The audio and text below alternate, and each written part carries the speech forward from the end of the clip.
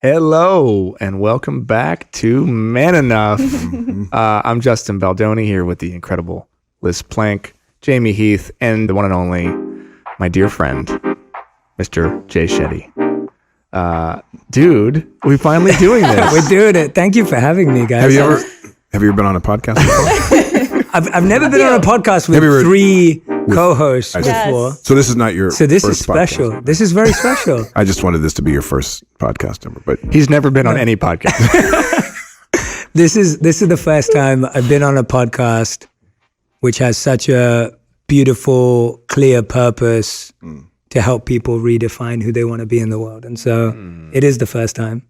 And it's the first time that I'm being interviewed by Justin. I've had him on the podcast before, which has been really special. It's the first time we're meeting. indeed. And Liz, I've been a huge fan of for like the last 5 years. I've just been name dropping all her video names since we met. And I'm so grateful to get to meet you today, Jamie. So Indeed. thank you for having me. Thanks for being here. God, Jay, you're just special. You're a special man. It's like you meet people that you know were sent by God with a purpose to just like make it a little better. And you're one of those people. You are a best-selling author. You are a former monk and a purpose coach. You're the host of an incredibly popular podcast, On Purpose, speaking of purpose, which has more than 64 million downloads. Your YouTube videos have been streamed 2 billion times. That's like a third of the planet. And I hope you find success one day. Maybe one day you can be on a podcast. when You guys. you finished your studies, you turned down jobs in the business world to go live in India and become a full-time monk. That inspired your book, Think Like a Monk. It came out in September 2020 during this pandemic, and I know you've talked about it so much. Hopefully we will get to talk about it and so many more other things. But it's sold out, so many copies. And with that in mind, I'd love to welcome you to our show, to Man Enough. Thank you for embarrassing me. I know, isn't it awkward to just hear your, even a portion of your life story and your successes, right? Yeah, Your perceived successes. Well, I get it. I value everything you just shared. Like, I'm so grateful and blessed to have that. But I have this practice that we were trained in as monks, that when someone notices something good about you, even what you were just saying earlier, you accept it and you receive it, but you think of the person that helped you get that skill or ability or habit or practice that helped you develop that, intentionally or unintentionally, and you pass it on to them. So I love doing this because I can just sit here and think about all my teachers and monk teachers and pass it back to them and thank them in my heart. So it's an opportunity to be thankful and grateful. So I love that. You've been on the podcast for 35 seconds and you've already dropped something that's helpful to me, because I have a hard time accepting compliments. I just have a hard time with it.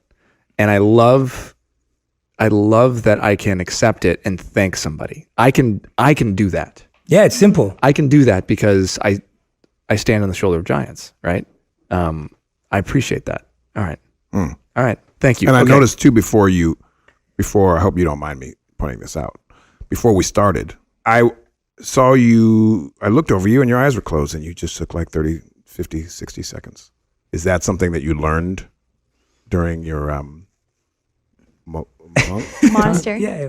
What? Monastery? During your time in During monastery? your time being a monk. Yeah, it was the idea of using any opportunity before you begin something, you're setting your intention for service. So before you begin anything in the day, whether it's eating or even sleeping or spending time with someone, we literally are serving humanity through Justin and all of you and the incredible work that Man Enough does. So to just set your intention and be like, okay, let me get out of my own way. Let me be a channel. Let me serve. Let me, not. So it's not really a prayer. It's a prayer. You could call it a prayer. Absolutely. Yeah, you could call it a prayer. But the clear thing is you're setting your intention for to be of service. service. Sweet. Yeah, so a prayer to be of service. Absolutely. So I'd like to start by asking you, when was a time where you just didn't feel like you were man enough? I'd probably say my whole life. Like it feels like such a real thing, because when I was growing up as a young boy, I was overweight and I was one of the few ethnic minorities in my area. And so I was bullied at primary school, and I'd always be picked on or the mick taken out of, whether it was racism or whether it was about my weight or body image and all of those kind of issues. And I actually didn't take it that personally, because I'd go home and my mom loved me a lot. Oh. And so I feel like I was literally raised by my mom. And that's one of the reasons why I never felt man enough, because my mother was the most involved parent. My dad was very much aloof, let me make my decisions, failures, choices. But my mother was always there. My mother taught me how to shave my face. She taught me my skincare routine. She taught, like, my mother was like the first person to teach me a lot of what people's dads usually teach them. And that wasn't because my dad was a bad father. It's just that was his style. And we have a great friendship now. But with my mom, she was the one involved. So I never felt man enough because I didn't have a man teaching me man things, or however you want to put it. I was always surrounded by my mother, my sister, and powerful women in my life. And I wasn't really exposed to alpha males or any of those figures. So how's that manifest? Like, do people call you mama's boy? Did they call you names? Like, Yeah, all of it. I remember when someone would pick on me at school, I'd go tell my mom, then my mom would come to school to be like, why are you treating my son like this? And that's like the worst nightmare for a kid, right? It's like everyone in the school is like, oh gosh, it's Jay's mom again. And, my mom can be pretty protective of me, especially when I was younger. And so she'd get right in there with the headmistress's office or the dean's office and just be like, can't have this happen. And then everyone would find out, and then everyone would laugh at you more. And so I think it ended up, I actually think it just made me more of who I am today. But when I went to high school, I started to crave more male attention. So going from that, I then went to an all-boys school. oh, wow. So I went to an all-boys school from the age of 11 to 18. And at that point, you have no one else's validation or recognition to get apart from other boys. Right. Now I want to fit in. Did you seek or crave that attention? Absolutely. That's when I was like, oh, now I want to be seen as strong, and I want to be seen as cool, and I want to be seen as the guy, and I want to be seen as this and that. And so I think that manifested in being quite competitive. And so I wanted to get a spot on the school's rugby team. I wanted to get a spot on the school's swimming team. I wanted to get a spot on the school's... Did you play rugby? I did. I think a big part of it was that masculine feeling that it gave me. And so I think it manifested in insecurities at high school. So as I got older, I actually think between 14 to 18, it manifested as insecurities of seeking validation and recognition for that which was not me. So I wasn't looking to be loved because I was empathetic and compassionate and kind, which is how my mom raised me. I was looking to be liked because I was bold and courageous and strong and physical and competitive. And so you almost start looking for validation for the things that you're not. So you were performing Absolutely. every day. Absolutely. Absolutely. Masculinity feels like it's a total dance, right? It's a total choreography, and you're kind of watching other men like do it, right? Like even the handshake, like how am I supposed to like do the hug, then the pull, then the Then the what? Show us one more time. there's like a pull, there's a tap sometimes, The bro double hug. tap. No, it's the bro hug. Yeah, there's a lot of different, it's very funny, not funny, but it can be entertaining as a woman to just kind of watch that and be like, I'm so happy I don't have to figure that out. But I want to come back to the, your point about service, which you really, opened up our conversation with. I feel like we overemphasize service for women, right? That you are at the service of the people around you, and that's your value in the world. And we kind of underemphasize service for men. And it seems like for you, finding service as purpose was really a very meaningful part of your identity. I'm wondering how you see, us being able to make that connection. What does service look like for men, and how is it tied to masculinity? Yeah, I mean, I saw my mother's sacrifice growing up. So my mother was raising me and my sister deeply with love. I've always felt loved by my mother. And then she would also have her own business. So I didn't know she was an entrepreneur, but she was an entrepreneur, which was so weird because she never made herself out to be an entrepreneur. And so she had her own business. She started it so that she could work more flexibly. And she was taking care of my sister. She'd drop us to school. She'd pick us up. She'd make us dinner. She'd be working as well. And at one point became the main breadwinner in the family as well. And so I saw my mom serve or sacrifice in this way. And so I feel like I got trained by watching her and observing her. And then when I met the monks, the predominant monks that I lived with were all men, and service was at the core of their entire being. So our teachers would always tell us that the only way a culture succeeds is if everyone wants to serve everyone else. And so that was like the encouragement of that culture. And that's where it became so real to me. And for me, service and masculinity go hand in hand, but service and humanity go hand in hand. And I think it's slightly veering off from where we are, but I think it's an important point to make is when I lived as a monk, we stopped identifying as men and women. And we were asked to identify as consciousness. And that distinction and difference just kind of created this huge like weight off my shoulders, because now it's like, oh, I'm not masculine or feminine, or I'm not this or that. I'm just, You just are. I'm just consciousness. I'm a human. I'm a soul. I'm whatever you want to call it. I'm energy. And that energy is wired for service. And so the energy inside each of us at this table is wired for service. So the way it connects is that we've been designed to serve, but unfortunately, and I've heard that a lot from women, is that often it turns into being a martyr or going to the point of self-sacrifice and self-sabotage because of how it's encouraged more. Right.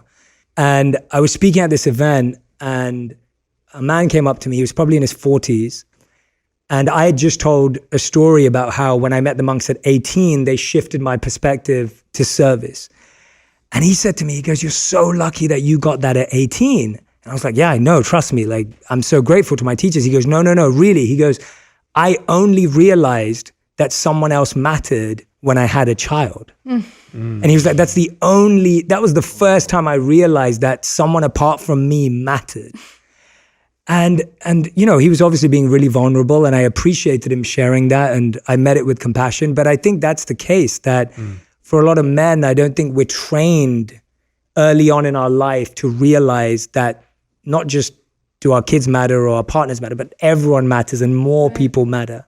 Or you're rewarded if you don't, right? Yes. Like on the rugby team, you know, sort of the culture you're describing, where you get rewarded if you are individualistic, competitive, and, you know, have this kind of attitude. And again, for women, it's the opposite. We get heavily punished when we take on those characteristics. That's true. Yeah, but that ungendering is so interesting, right? That happened, and that surplus of energy that you felt is something that we could all access, right? If we weren't weighed down by these gender stereotypes. It's like the freedom, right? Yeah. So you're saying that you had sight, you had knowledge growing up by your mother, and you kind of held that to yourself. I gave it up because I saw it as less than. So it's not even that I held it back. I gave it up and substituted it. You traded it in for your man card. Correct, for this toxicity, which then obviously encouraged more people to go down that path. And then I think the best thing I've done to try and remove that is when I became a monk, I became the mentor to a lot of young men in London. And those young men are still involved in my life. So I've known them since they were like 16 to 18 years old. They're all like 26 to 28 years old now. And so I feel like those 25 guys, they know who they are. Like those are like my favorite success story, because I just see them make amazing decisions with their partners, their careers. Like most of them in relationships now, and I see the husbands and the fathers they're becoming. And I mean, it's you know, many of them become fathers before I am one, and it's just inspiring that they're also leading that way and showing me that people don't have to make as bad a mistakes or go as far as I did. Right. Where do you go? Like when you're struggling, you know, when you and your wife are having a fight, or if you ever have a fight, I don't know if you guys have fights. Lots. Where do you go and share that? Because you are a spiritual guru to millions of people now, right? And in many ways, and so many people look to you for advice. But who do you go to? Where do you go when you need help? Yeah. So the first thing I'm going to address the arguing with my wife, because I think that's such a good thing to talk about. This is what I find fascinating about the way humans are wired. And I'll give an example. So my wife's been my first guest every year when we launch a new season of the podcast. So she's been on the podcast 3 times, the guest we've had on the most. And every time we'll do like a 1.5 hour episode of everything we struggled with that year. And so we talk about like the mistakes, the failures, the things that went wrong. And the number one comment will be relationship goals. And the number one comment will be couple goals. And what I found is that the human desire to be inspired and want someone to project perfection onto anyone is so strong that my honest comment back is always, please listen to what we just said. Yeah. And You're not I'm listening. Right? Like, and not in a not listening and like, and I know you don't mean this, not in an attacking way, but just like, please just listen to me. Like, I just told you that when I first started dating my wife, I thought she wanted to be wooed like in the movies of Hollywood. And I got it all wrong because I was doing all this flashy stuff. And my wife's actually a simple person, did not want any of that. I just told you. Do you know that. we have the same story? Yeah. Yeah. We haven't. I didn't know that. I don't think when we we had ever our talked- double date, we didn't talk about it. We did not talk It's the about that. identical story. Really? Yeah. I love No, that. keep going. Please keep going. So my point's being like, if I've just told you that actually for the first 2 years of our marriage, 2 years of our relationship, we didn't understand each other. Don't just look at us and go like, oh yeah, you guys got green eyes and they match. And so you match. And like, there's just so much more to it. And I find that So reductive. as humans, we so want people to be perfect that we create a pedestal, even if someone's telling you the truth. And I think if we just sit and all listen to each other, then A, we won't be let down by people, and B, we won't put people on the pedestal. But who do I go to? So the first thing, I definitely turn to my texts. And I know we share this in common, but the Bhagavad Gita has been such a companion and guide in my life from so long, since I was 18, that I turn to it all the time. My monk teacher, who's now 70 years old, who you actually met when you came oh to my my God, home. so sweet. Yeah, when he came to my home. So you've met him. And he's now 70 years old. He grew up in Chicago and hitchhiked to India at the age of 19. The story is insane. Yeah, it's an insane story. And so when I'm struggling with something in a major way, when it's like a real like I feel like it's a tragedy at this point, then he's the person I go to, because he always helps me see the reality and see the truth. Again, there's monks in between that journey. So he's like kind of at the top of the order, but then there's other ones that are more like older brothers, and I can be more vulnerable with them. And I don't feel like. So you have monks on like On speed dial. phone a friend Yes. monks. And they're there to help you like just recalibrate, bring yourself to account. So for men who don't have monks on speed dial, what is your advice for them to do business in a more spiritual way? So spirituality and business is an interesting concept, because a lot of people today see it as an oxymoron or, mutually exclusive. And the truth is that spirituality is so powerful that it actually spreads across everything. And I know all of you understand that, but it's like, if spirituality is what we all say it is, then it has the purity and the power to spread across anything. And again, going back to our previous theme, the key element is this for service of humanity, for others, or is this in the service of myself? Now, that's a fine line. Yeah. And I've been on the wrong side of that line plenty of times. So there's plenty of times when I assess options and opportunities in front of me, and I realize I'm only taking that option because there's ego involved. I'm only taking that option because there's an opportunity, or there's a big payout, or there's a nice dollar sign next to it. And I'm only doing it for that. And I've said yes to stuff like that plenty of times to know that I'm not perfect. But the awareness is what I would encourage people to do, is having the ability to be like, here are the 3-4 options in my life right now. Let me write a word above them, which is the intention of why I'm choosing that. And if the word isn't love or service, it's not going to feel good after I finish it. And so that's what I would encourage people to do, as a reflection without needing anyone in their life or anyone around them. I love that. I love that there's this, I don't know the quote exactly, but one of the central figures in the Baha'i faith talks about Abdu'l-Baha, that when you are suffering and when you are going through something and you cannot find a way out, to immediately go be of service to another. Because when you are service to others, you find that your own pains and things just dissipate through that. So when you talked about earlier about being wired for service, Yes. so while I think that, also there are some people that are put into service to others, not to be of pure service because they're forced to be put there. Women are some. wives oftentimes, unless we do something different. I have these conversations with Liz all the time. The service that I've always seen with women in my life, my mother, grandmother, all of them, there was a lot of sexism going on as well. Not necessarily by my father. Certainly, I want to say no, but all of the stuff that was being experienced. So I think that this idea of service being elevated, but service being forced, how do we really talk about beautiful. And how does service and capitalism, right, like which feel at odds? How do you reconcile that? Yeah, there's a beautiful statement by Peter Diamandis, and he says that we should redefine the word billionaire to be someone who impacts the lives of 1 billion people. Now, whether you think of that from spirituality or from a money perspective, the wealthiest people in the world are creating something that services the most amount of people, and the scale of the problem you're solving and the depth of the issue is how much money you make. So if someone created a cure for cancer and was able to scale it across the world, they would probably be the wealthiest person on the planet because they created something out of service. Now, you may say, well, Jay, no, many people out of wanting the money will figure that out. I'd say that they may, but I'm hoping that on that journey, they'll upgrade and their desire and their intention will be purified. And I think this was what I loved learning from the Bhagavad Gita, which was this idea of there is no pure intention. All intentions are percentages and divided. So when you first start something, you may have a 70% pure intention, but there's 30% of ego in that. Yeah. Or when you start, it's probably the other way around, 25% good intention and 75% of ego, but it's purified in the process. So even if you look at people who've set out their lives, and I work with many of them who set out at the beginning of their lives to become wealthy and famous, when they became wealthy and famous, they then realized that wasn't the point, and they were purified in the process of achieving their goal.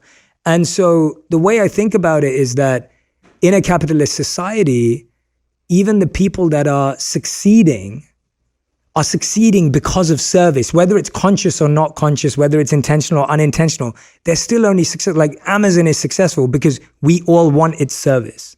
Like we want to be served by Amazon, right? And I'm not promoting or de-promoting Amazon. I'm just making the point that because it serves a daily need for the majority of the population, they are financially successful because of it.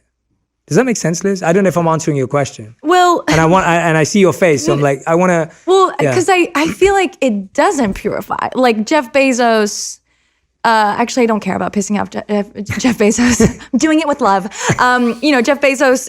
I don't have any evidence that he was purified by becoming a billionaire. Like he still has 28 bathrooms, but then he's preventing his workers from unionizing, right? So, I guess I'm still wondering how to reconcile those things. And we've talked about the intersection of masculinity and risk, about how, women are willing to take big risks when it comes to redistribution, when it comes to more taxation, when it comes to the environment. And it's actually men who, and particularly white men, that I'm just speaking the data. Hey, I'm sitting here. It's particularly white men because, the 10 most wealthiest people are white men. They have the most to lose. So I think about that all the time. I'm bringing this up because it's something that I grapple with. Yeah. Where I feel like my heart is in the right place, and 100% I've known when it's not, or when I've done something I'm like, this was not for the right reason. How do we reconcile those things? I think. And whether anyone's been purified or not, and where their journey of life goes, we'll find out, right? With everyone. I really believe that everyone's on this recurring journey of life, and it's all to get people to realize that service is the only goal. And we kind of have to keep having life experiences and failures and shortcomings and issues and everything going wrong to only remind you of that, and that being the only satisfying thing. The way you reconcile it is only through stillness and solitude. Like if you don't spend enough time alone every day and try to hear yourself and try to hear the words of your spiritual teachers, guides, texts, then you are only going to hear the noise from society outside, and that's what you'll end up following. Or if you're switching off the noise to listen to a podcast like this and all the other episodes that I've I've seen the guests you've had on and the types of conversations you're having on. You're all performing a service. And by the way, everyone who's listening is also serving by learning. So it's not only the giver that is serving, the receiver is also serving. I think the bigger challenge is also that we've just lacked examples of that. And so to me, it's like I would be traveling with one of our senior monk leaders. You know, this gentleman's 70 years old. I'm like, I don't know, 21 years old.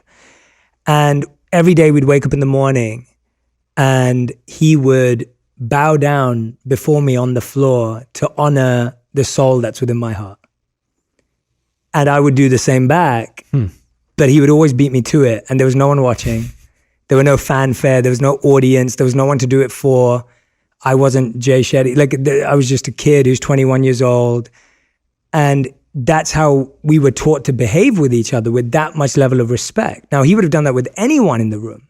So the reason I'm sharing that is like, when I experienced that level of masculine or whatever you want to call that, like, you know, when I experienced that, it gave me faith that a man could be extremely powerful by being extremely humble. Yeah. That a man could penetrate my heart by being really kind and caring and compassionate.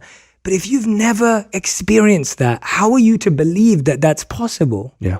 I think the first step is to seek and find. Like, I think it's hard to tell anyone the formula for how to navigate that without them finding a purpose that is bigger than themselves. Yeah. Like, it's hard for anyone to navigate life. Sometimes your purpose bigger than yourself becomes your family and your love for your family. And that's as far and wide as your mind wants to go. And that's beautiful. Yeah. And for some people, it becomes the world. And for some people, it becomes their town and their city. But everyone has to have something, you know, those beautiful words of Martin Luther King of, you know, if you have nothing to die for, you have nothing to live for. Like, that to me is the clear purpose of life, where we have to seek out what it is that we really care about and what we really believe in. And that can be your family. That's totally fine. Like, this doesn't have to be like I'm going to become an activist and change the world conversation. This is, I care about the quality of life my family has. But I think about quality based on the depth of their experience of life, not just what they have. And I'm going to live my life, or try and live my life in that way. And so to me, the first step is to seek mentors, coaches, guides, guidance. It has to be. It always is. I had the fortune of interviewing Walter Isaacson. He's famously known to write the biographies of the biggest icons of all time. So he wrote the official biography of Leonardo da Vinci, Einstein, Steve Jobs. Like, you know, just it's insane. And he worked at CNN and Time before that. And he wrote a new book about a lady named Jennifer Doudna, who is the founder of gene editing. Now, she's a female scientist who was told by her school teachers that women don't become scientists. Right? Like, women can't be scientists. She just won the Nobel Prize for her discovery. So amazing. And he just wrote a book about her life. It's called Codebreaker. The reason why I'm sharing all of that is that some girl's going to pick up that book, or guy, both, or anyone, or they are going to pick up that book, and they are going to find their role model in that book. We may not have a monk on speed dial, we may not have met a monk when you were 18, but you're going to find when you start searching and looking. And when you find that, you're going to read it, you're going to internalize it, and it's going to change how you think. And I just feel that encouraging people to find coaches, guides, and mentors is the best thing I can do, because there's no one we admire that doesn't have that. Whether they're an athlete, whether they're a singer, whether they're a musician, whether they're a videographer or editor, everyone's had mentors, guides, and coaches, but it's become so far removed from our lives today that everyone thinks they have to figure it out for themselves. And that's where the mess is created from. It sounds like an obvious point, but it's almost like we obviously haven't pushed it enough. Right. Because as a man, to take another person as your mentor also requires you to have humility. You've got to forgive yourself. You got to be compassionate to yourself. So the simple act of taking on a mentor actually does more for your masculinity than anything else. And also being a mentor. Yes. Right? You reach a place and you have your success, or you've achieved something, and then being of service to that person who's sending the elevator back down. But it's the biggest myth of masculinity that we have to do it by ourselves. Yes. Like that that we can't ask for help. We can't ask for guidance. We can't ask for those things. Yeah. Yeah. I want to ask you something real quick, Jay, because I don't know how you do it. And social media. I want to talk about social media for a second. We talked about it a little bit when I joined your podcast, but we know what social media in many ways does to our brains. We get dopamine hits left and right, much more than, we ever have in human history. Like, dislike, followers, comments, all of which are contributing, I think, to a different kind of pandemic, which is like extremely low self-worth, seeking external validation, and everybody wanting to become the center of attention, an influencer, to have influence. And then you mix in like what's becoming trendy or popular or woke in culture. And then you have service, right? And these lines get very blurred. Like, I've struggled with like, do I post that? Do I not post that? Like, oh, that didn't get as many likes. And I still have those thoughts. And I just imagine 15-year-olds and 12-year-olds now that are getting social media and all of these things. And I remember watching this, like, I swear she was 8 years old. She was by herself in a CVS doing a TikTok holding the phone by herself. And I was really confused. And I looked at that and my heart broke just thinking about the performative aspect of what social media does. How have you stayed above water? How have you not been affected? Or are you ever affected? And I guess that's my question is, are you also affected by if something doesn't have a lot of likes or if a podcast doesn't have a lot of downloads? Because you seem impermeable in that way. Like, you have the teachings, you're so rooted in the teachings and in your meditation and your practice that it's like you're not shaken by the outside world, but you are teaching people this wisdom, this ancient wisdom, but yet you're doing it from the swamp. How do you stay out of it? And do you struggle ever? You fall in and you fall in again. Have you fallen in? All the time. Social media was my last resort to try and share a message that I deeply believed the world needed. And so if I had it my way, I would never have taken to social media. I would have done it through one of these official channels that wouldn't give me a chance. And I think people don't think that. People think, oh yeah, you joined social media because you want to get a It's like, I joined social media because I didn't know any other way to spread the message. So going back to mistakes on social media or failures, I've fallen into it so many times that I fall into on a daily basis. If your life revolves around serving through social media, you have to become phenomenal at social media strategy. You can't separate the two. You have to. The problem is when the strategy overtakes the sincerity. The problem is when the strategy overtakes the creativity or overshadows the creativity. The problem is when the strategy just becomes a game and now you're just living in this fake world you've created. And that's the problem. When you just look at the likes and you don't look at the comments, when you look at the views, but you don't look at the engagement. And when I say engagement, I mean the depth of it. What are people saying? How are they feeling? That's what humanizes it again for me. So that's what I'm holding on to, is the humanizing of it, of seeing like, how is this genuinely having a human impact, not a data impact? And I think that's where our mindset as strategists versus spiritualists goes, is as a strategist, you're meant to think data, but as a spiritualist, you're meant to think depth. And so you can't let data overshadow depth. And what I love about algorithms is that they always keep you humble. You will never beat the algorithm. It will always keep you humble. So if you're actually doing it for likes and love and hearts, you will give up. But if you're doing it because you just want to find what is going to connect with people, what is going to resonate, what is going to cut through, then that's something that will keep you humble in the process of it, because you'll never win. You've been able to separate how a video does or performs from your own self-worth. Oh, for sure. And I think that is really kind of the key in the question for when that TikTok or that Instagram video turns off, they're left with themselves. Yeah. And, one of the things you teach is being with yourself. But if they don't know how to be with themselves, so I guess this is an opportunity. I'm asking you to to talk to them if someone's listening right now who's struggling with that, because I have struggled with it, especially from a service perspective. Like, I'm here to be of service. Why am I making this about? Why do I care? Why should I care? I don't care. Do I care? I do care. Shit, I care too much. No, that didn't get, and it's like, should I post that? No, but this is my platform. I want to post whatever I want. I want to post a picture of the sunset but no one's going to like the picture of the sunset, Justin. So post something. I've had these conversations with myself, and the fact that I'm having them drive me crazy. And you just strike me as somebody who doesn't have them as much. And maybe that's because you have a sense of self. The practical answer is all the work goes in thinking about something up front. So when you set your intention when you're creating a piece of content. So my book's the biggest, deepest, most meaningful thing I put out in the world, in my opinion. And I spent a lot of time writing it, researching it. I remember, thinking man, you about were doing the it experience. every day. You were on a mission, 3-4 hours a day. You were literally, yeah. And I knew that I wanted science in it and I wanted monk research in it. And so I had monks researching. I had a scientific researcher. Like, it was a real team project to get it to be what I wanted it to be. And I put in all the work up front because my intention was, if you create something with the love, with the service, with the intention of that, then that's what people are going to feel.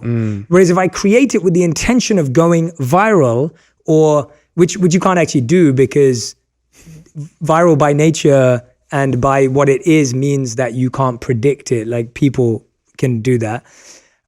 People decide that. With the book, if you're obsessed with X result, it ruins the process. Yeah. So for me, when I'm in the process, I really shut my windows and I close the doors, and I'm like, this process has to be as pure as possible, yeah. as possible. So it's not 100%, but it's as good as it can get.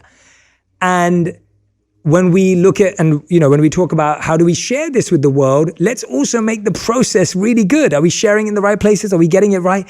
And then when you share it, you know that you've done everything you possibly could to make it worthwhile. And if it doesn't work, you can take that because you've done everything. The problem is when you put something out with the desire of, it's going to do great. I know I masterminded this. It's perfect. And then it doesn't do well. Then it affects you.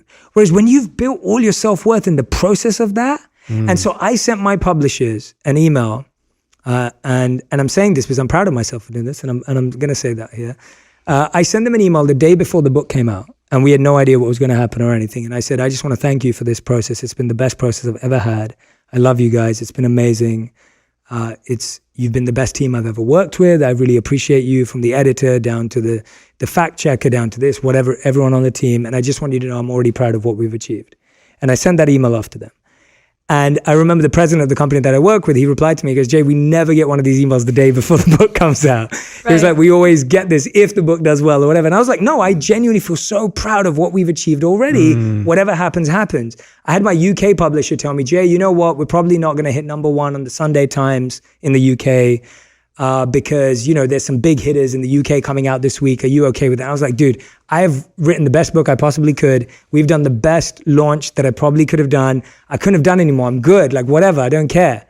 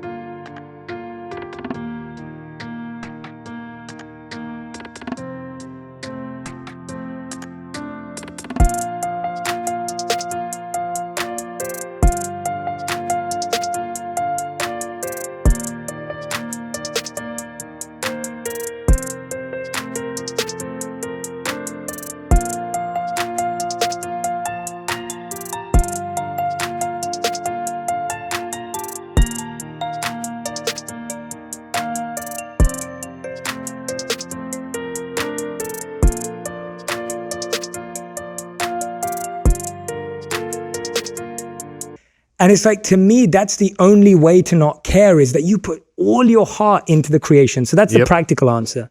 Wow. The philosophical answer and the more spiritual answer is, I'm flawed.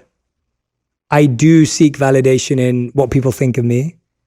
I do get upset if someone doesn't like my videos and like someone else's. And I forgive myself, I'm compassionate, and I start over again. Like, that's just the real answer. Like, that's just the truth. I love that. I mess up, I fall down.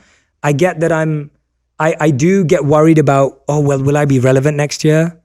I do get worried about, like, will people care about me? I do get worried about like, have I said anything good on this podcast right now? Like, is there anything that I've said that is actually even worth this podcast? I do think about that like every time. I think about that every time I record a solo episode of my podcast. And I think about it all the time. But what do? I allow myself to feel that. I allow myself to experience it. I forgive myself for judging myself. And then I start again. And I start every day as if it was new. And my wife and I have this amazing ability, we both have it, is that we can go to sleep, forget the night before and start again. And I think my memory literally does that. I erase all of my failures and mistakes from the day before and just start afresh every day, because it's the only way I know to allow myself to have another go at it. Just the idea of allowing yourself to have some compassion for yourself. And I think everyone who's sitting out there who's judging themselves, accept that you judge yourself, be compassionate, but then seek to redirect that energy. Whatever table you're at and whoever's at that table is what you judge yourself by. So when we heard that famous quote of you are the average of the 5 people you spend the most time with, actually what the truth is, your values become the average of the 5 people and their values. I love that. When we talked, you and I did like a pandemic check-in with like a man enough kind of check-in. And you had admitted that you were addicted to video games for a little bit. I was. And that was big. In the book, I talk about, an ongoing struggle I've had with porn since I was, a kid.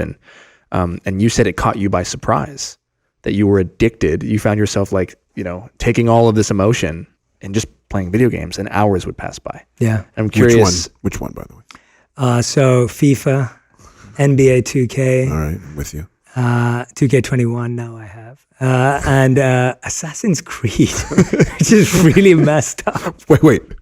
A monk? Playing Assassin's Creed, yes, Right. yes. Right. So I'm curious, how bad did it get, and what pulled you out, or is that still an ongoing thing that you're just struggling with a little bit, or is it a Oh my gosh! So yeah, we just found out it was the pandemic. I realized we were going to be stuck indoors. I thought maybe this is going to last a month. That's what I thought, and I was like, all right, well, what am I going to do at this time? Like a lot of things were getting canceled at the time and things like that. And we had my wife's friend staying with us, so they would always be spending time together and everything. So I was pretty much on my own. And instead of meditating more or reading more, I ordered a PlayStation, which, by the way, I hadn't played video games for 10 years. Like, I just hadn't. I hadn't watched TV properly, like watched a series on TV. I'd watch movies. I love movies. I hadn't watched a TV show for like 10 years. But I literally would sit there and play hours and hours of video games. And I think I didn't stop playing for it took like 3 to 4 weeks before I realized that I'd been playing video games for 8 hours a day. 8 hours. Time was wasted. I thought I was dealing well with what was going on, but actually I was just using that as my escape to what was actually happening in the world. And I know it sounds stupid. It's like, oh, video games, but it's not. It's terrible. No. I mean, when I would play Assassin's Creed, I would walk out there. My wife was just like, you look like you've just exited a war. Are you okay? Like, she would literally look at me like... Our camera crew's laughing. They're like, oh, I feel that. she was literally like, are you... Like, she would see me come out of the room. Like, I come out of the cave of like... She was like, are you okay? Like, I don't think that game's good for you. Like, I don't think that game's good for your energy. And it was like 3 to 4 weeks in where I realized, I was like, God, the world's suffering right now. Like, I should be serving. I'm sitting here playing video games. But... I have to allow myself and cut myself some slack that was my escape at the time.